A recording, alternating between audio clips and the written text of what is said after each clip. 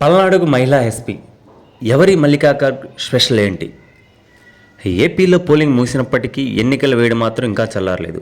ఈసారి ఎన్నికలు మునుపటి కంటే హోరాహోరీగా సాగాయి.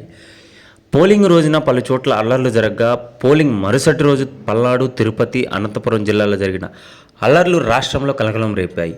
ఈ ప్రాంతాల్లో వైసీపీ, టీడీపీ శ్రేణుల మధ్య తీవ్ర స్థాయిలో ఘర్షణలు నెలకొన్నాయి. ఈ అల్లర్లను సీరియస్గా తీసుకున్న ఈసీ ఆయా ప్రాంతాల్లో 144 సెక్షన్ విధించి 3 జిల్లాల ఎస్పీలని సస్పెండ్ చేసి కొత్త ఎస్పీలు నియమించింది. ఈ క్రమంలో పల్నాడు జిల్లాకు మల్లికా గార్గ్ అనే మహిళా ఎస్పీని నియమించింది ఈసీ.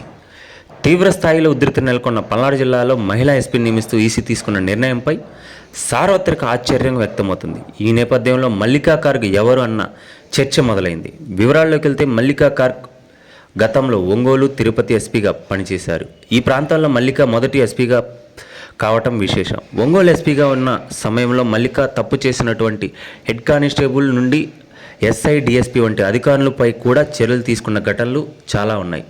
అయితే తిరుపతి జిల్లా ఎస్పీగా బాధ్యతలు తీసుకున్న 3 వారాల్లోనే మల్లికా బదిలీ అయ్యారు.